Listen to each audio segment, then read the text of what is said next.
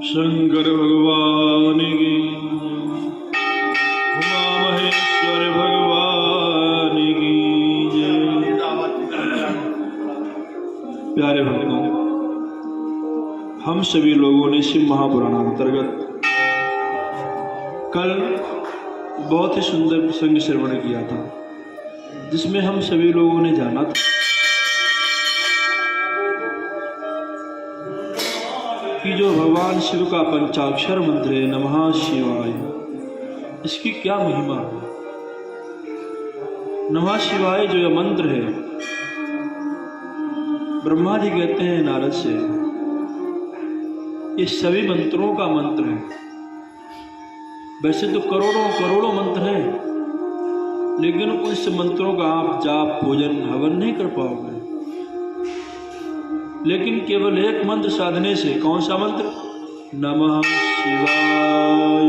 बोलो नमः शिवाय।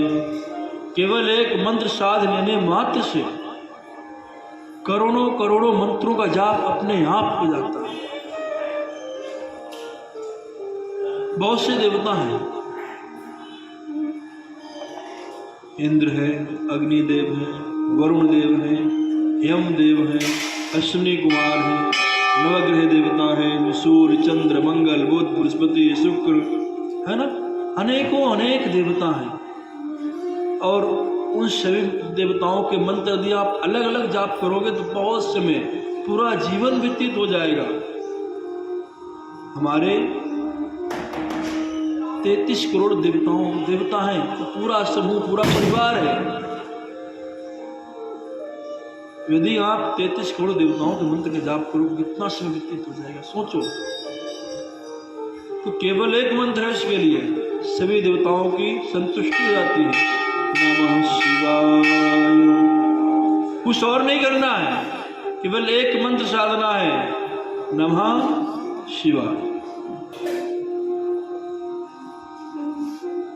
बस एक मंत्र साध लेने से करोड़ों देवताओं की संतुष्टि हो जाती है, और करोड़ों देवताओं के पूजन का फल अनायास ही प्राप्त हो जाता है। वैसे आप कहाँ तक किस किस का पूजन करोगे? ब्रह्मा जी कहते हैं, इसीलिए नारद जी, केवल एक मंत्र है, महामंत्र है यह, इस मंत्र से बड़ा कोई और मंत्र है ही नहीं। केवल एक ही मंत्र, बार बार इसी को जपते रहो, नमः शिवाय। दूसरा किसी मंत्र का जाप करने की आवश्यकता, दूसरे किसी मंत्र की जाप करने की कोई आवश्यकता है ही नहीं। और नारद जी ने माता पार्वती को यही मंत्र प्रदान किया कि देवी, अभी तक जो तुमने भगवान शिव की सेवा की, पूजन की, उसमें अहंकार था, लेकिन अब तुम जाकर के तपस्या करो। और वह तपस्या अहंकार युक्त नहीं होनी चाहिए, क्योंकि भगवान के सामने कोई अहंकार नहीं चलता है।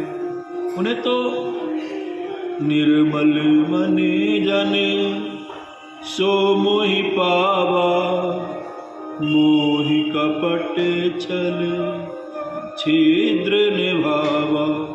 भगवान ने एक बार नहीं, कई कई बार कहा है, भाई मुझे कपटी व्यक्ति पसंद नहीं है। और आज के समय में दो चेहरे वाले लोग ज्यादा हैं, मन में कुछ होता है और सामने कुछ होता है। तो ऐसे लोग भगवान शिव को पसंद बिल्कुल भी नहीं है। जिसका मन निर्मल है, जिसके अंदर कोई छल नहीं है, जिसके अंदर कोई कपट नहीं है, भगवान शिव को वही प्रिय है। जिसके अंदर कोई अहंकार नहीं है, भगवान शिव को वही केवल मात्र प्रिय है।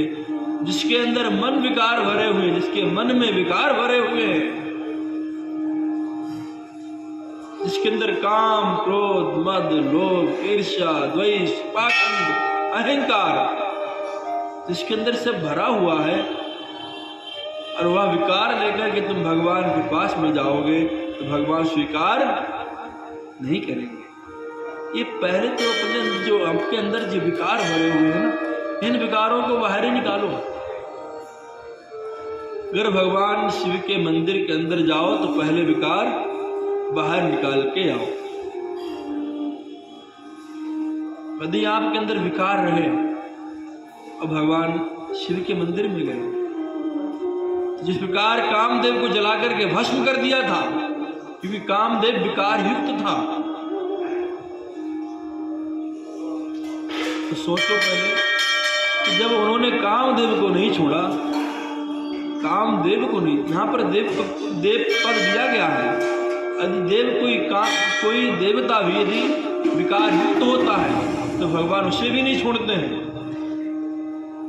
और जो तुम्हारे अंदर इतने विकार भरे हुए हैं, काम भी भरा हुआ है, क्रोध भी है, मद भी है, मद अहंकार, लोभ भी भरा हुआ, ईर्ष्या भरी हुई है, भक्ति का दिखावा करो तो इससे भगवान शिव प्रसन्न होने वाले नहीं है। कितना भी कोशिश कर लो, जब तक आपके मन के विकार नहीं जाएंगे, निर्मल मन नहीं होगा, तब तक भगवान की प्राप्ति नहीं होगी। और भगवान ने विभीषण से भी यही बात कही कि तुम किस कुल में उत्पन्न हुए, मुझे उससे मतलब नहीं है कि तुम दैत्य कुल के हो या देवता के कुल के हो, तुम किस वंश में उत्पन्न हुए हो, किस जात धर्म से हो, उससे कोई भगवान को लेना देना नहीं है। तुम अमीर हो, गरीब हो, सुंदर हो, नहीं सुंदर हो, कैसे हो, उससे कोई भगवान को लेना देना नहीं है। पहले मन, जो अंदर का मन है ना, वह निर्मल होना चाहिए। निर्मल मन जन सो मोहि पावा, मोहि कपट छल छिद्र निभावा। अब यही बात नारद जी ने पार्वती जी को समझाई कि देवी, तुम भगवान शिव की सेवा अवश्य कर रही थी, लेकिन तुम्हारे मन के अंदर अहंकार भरा हुआ था, इसीलिए तुम भगवान शिव की प्राप्ति नहीं हुई है। तुम अपना निर्मल मन से तपस्या करो। और पंचाक्षर मंत्र दिया, ओम नमः शिवाय। पंचाक्षर मंत्र नमः शिवाय, केवल नमः शिवाय यह मंत्र दिया। और इस मंत्र का जाप के लिए, तपस्या के लिए माता पार्वती ने अपने पिता हिमालय से आज्ञा मांगी। माँ पिता दोनों से कहा, मैना से भी कहा कि मैं अब तपस्या करने के लिए जाऊंगी। तो हिमालय ने उचित समझा कि भाई भगवान शिव की तपस्या करनी चाहिए, और बिना तपस्या की प्राप्ति नहीं होगी। तो उन्होंने तो आज्ञा दे दी कि ठीक बेटी जाओ, लेकिन मैना ने मना कर दिया। ओहो, अरे बेटी तू इतनी कोमल है, सुकुमार है, अभी तूने संसार नहीं देखा है, तूने कुछ देखा नहीं है, तू तपस्या करने जंगल जाएगी, तू कैसे तपस्या कर पाएगी? अरे जहां एक से एक बड़े बड़े हिंसक जीव रहते हैं, अरे उस तपस्या कोई सरल नहीं है, तपस्या बहुत कठिन होती है, उसका नाम ही तपस्या है। अब हम आपको बताएं, बंबई में कांदीवली पड़ता है, कांदीवली बंबई में। तो मैं एक बार वहाँ पर एक थे महाराज जी, हमने कहा उनसे कि महाराज जी मैं आना चाहता हूँ आपके पास में, मैंने सुना है आपके यहाँ पूजन हवन अनुष्ठान होता है। तो उन्हें, बेटा हमारे यहाँ पूजन हवन और अनुष्ठान नहीं होता है, हमारे यहाँ तपस्या होती है, यदि तपस्या करने आना चाहते हो तो आ जाओ। तो ठीक, अब मैं पहुँच गया। तो वहाँ का जो ड्यूटी था 16 घंटे की थी, 16 घंटे एक पैर पर खड़े होकर के मंदिर जा करना होता था। तो तपस्या बहुत कठिन है, उसका नाम ही तपस्या है, वो कोई अनुष्ठान पूजन नहीं है, तपस्या है। तो वही कहा मैंने ने कि बेटी तू कैसे तपस्या कर पाएगी? लेकिन पार्वती उदास हो गई जब उन्होंने देखा कि बेटी अपने कल्याण के लिए तपस्या करना चाहती है। तो आखिर मुझे आज्ञा देने में क्या, आज्ञा दे दी बेटी, तो तू नहीं मानती है, तेरे मन में भगवान शिव की प्राप्ति के लिए संकल्प है, तेरा लक्ष्य है, तू जा तपस्या करने के लिए। मैना ने आज्ञा दे दी और माता पार्वती अपनी 2 सखियों के साथ में घनघोर जंगल में चली आई तपस्या करने के लिए। सबसे पहले उन्होंने उस स्थान को शुद्ध पवित्र किया। वहां पर सुंदर सुंदर वृक्ष लगाए, वहां का वातावरण बहुत ही पवित्रमय हो गया। उन्होंने सारे आभूषणों को त्याग करके, क्योंकि राजा की बेटी है, राजा हिमवान की बेटी है, सारे आभूषणों का परित्याग कर दिया। वस्त्र थे, वस्त्रों को परित्याग करके उन्होंने वस्कल वृक्षों के पत्ते आज धारण किए, मृग चर्म को अपने हृदय से लगाया, बागंबर आज धारण किए और धीरे धीरे अपने अपना ही वालों की जटाएं बन गई और माता धीरे धीरे तपस्या में लीन होने लगी। पहले उन्होंने फलाहार कुछ दिन किया, फिर समय बीता, फलाहार को भी त्यागा, पर केवल मात्र पत्ते आदि खाकर समय व्यतीत करने लगी और भगवान का मंत्र जाप करती थी। कौन सा मंत्र? नमः शिवाय। केवल एक ही मंत्र, और होना भी चाहिए। बहुत से लोग बहुत चक्कर में पड़े रहते हैं कि ये भी मिल जाए, ये भी मिल जाए, हमारा अनेक मंत्रों क्या करना है आपको? दैत्य लोग होते थे, भगवान की तपस्या करने जाते थे, केवल एक मंत्र पा गए, अब उसी को जपते जा रहे हैं, अपने आप सिद्ध हो जाएगा। उस मंत्र का निष्ठा देवता अपने आप आपके पास खींचे चले आएंगे। कब? जब वह मंत्र सिद्ध होने लगेगा और जब आप तपस्या में निपुण होने लगोगे धीरे धीरे। वो माता पार्वती भी उसी प्रकार से अपने मन की समस्त इंद्रियों को रोक करके घनघोर तपस्या करने लगी। एक सुंदर से उन्होंने वेदी का निर्माण किया। उस वेदी पर चारों तरफ कभी कभी आग लगा लेती थी, उस आग के बीच में बैठ करके तपस्या करती थी, मंत्र का जाप करती थी। नमः शिवाय, नमः शिवाय, नमः शिवाय। शीतल कालीन में जल के अंदर खड़े होकर के निराहार रह करके तपस्या करती थी। वर्षा ऋतु में जल की धार के नीचे बैठ करके तपस्या करती थी और घनघोर तपस्या प्रारंभ कर दी। धीरे धीरे समय व्यतीत होता गया, समय व्यतीत होता गया। एक समय वह आया, उन्होंने जो फल और जो आहार लेती थी उसको भी उन्होंने परित्याग, केवल वायु लेती है और तपस्या करती। नमः शिवाय। इस प्रकार धीरे धीरे असंख्य वर्ष बीत गए तपस्या करते हुए, लेकिन भगवान शिव के दर्शन नहीं हुए। ध्यान दीजिएगा, अब तो आदमी अगर एक साल भी भगवान जब करेगा, कहेगा पंडित जी मंत्र सिद्ध हुआ पता नहीं, एक साल से जब रहा हूं फायदा नहीं हो रहा, तत्काल फायदा चाहता है, तत्काल परीक्षा, तत्काल फल चाहिए। तो तत्काल फल, तपस्या कोई तत्काल फल देने वाली नहीं, ये धीरे धीरे आपकी सफल होती है।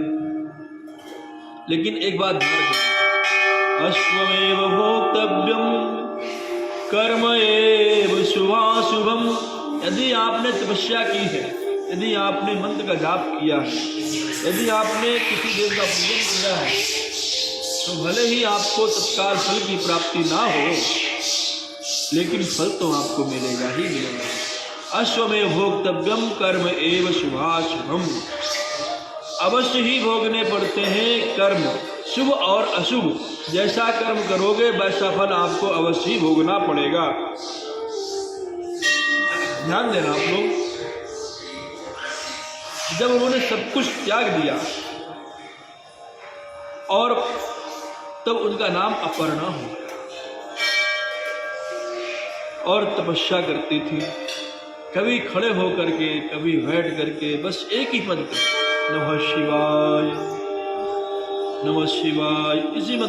इसी मंत्र का जाप हमेशा। धीरे धीरे धीरे धीरे 30,000 वर्ष व्यतीत हो गए। 30,000 वर्ष व्यतीत होने के बाद एक दिन माता पार्वती को लगा कि बहुत दीर्घ काल से मैं तपस्या कर रही हूँ और भगवान शिव ने अभी तक मेरी सुध नहीं ली। तो अपने आप अचानक बोल उठी कि हे प्रभु, हे गिरीश, मैंने वेदों में ऋषियों से, मुनियों से सुन रखा है, महात्माओं से, श्रेष्ठ जनों से सुन रखा है कि आप तो सर्वसामर्थ्यवान हैं, और आप तो सर्वात्मा हैं, आप सर्वदर्शी हैं, आप तो ऐश्वर्यवान हैं, ऐश्वर्यदाता हैं। प्रभु जब आप सर्वात्मा हैं, सर्वशक्ति से संपन्न हैं, फिर 30,000 वर्ष मुझे व्यतीत हो चुके हैं, प्रभु मुझसे ऐसी कौन सा अपराध हुआ है, ऐसी कौन सी गलती हुई है, अभी तक आपके दर्शन नहीं। प्रभु मैंने यदि आपकी तपस्या मन से, वचन से, तन से की है, मैंने केवल मन, वचन और शरीर आपकी सेवा में ही लगाए रखा है, तो प्रभु मुझे आपके दर्शन दो। हे प्रभु, आपका नाम इतना पावन है, 2 अक्षर का नाम शिव। शिव कहने मात्र से मानव के सारे पाप नष्ट हो जाते हैं, उसकी तत्काल उसके सारे कलेशों को आप हर लेते हो। फिर प्रभु ऐसा क्या है, हमने ऐसा कौन सा अपराध किया है प्रभु? मैं तो आपकी दासी हूं, मैंने दासत्व भाव से प्रभु आपकी सेवा की है। प्रभु यदि आपकी सच में मैं दासत्व भाव से सेवा की है, तो मुझे आपके दर्शन हो। हे प्रभु, जो मुझे मेरे गुरुजी ने, गुरुजी कौन है? गुरुजी कौन है? नारद जी। जो मैंने गुरुजी के द्वारा मंत्र प्राप्त किया है, मैंने उस मंत्र का जाप छल कपट निर्विकार होकर के किया है, तो मुझे आपके दर्शन हो। हे प्रभु, मुझ पर आप प्रसन्न हो जाओ और मुझे आप दर्शन दो। इस प्रकार माता पार्वती जब प्रार्थना करने लगी, चिंतन करने लगी और सुदीर्घ काल तक एक पैर पर उसी स्थान पर खड़ी रही जहां पर भगवान शिव ने जला करके कामदेव को नष्ट कर दिया। अब आपको आगे की बात कल बताएंगे, आपका समय हो गया है। शंकर भगवान की जय, शिव महेश्वर भगवान की जय, शिव महापुराण की जय।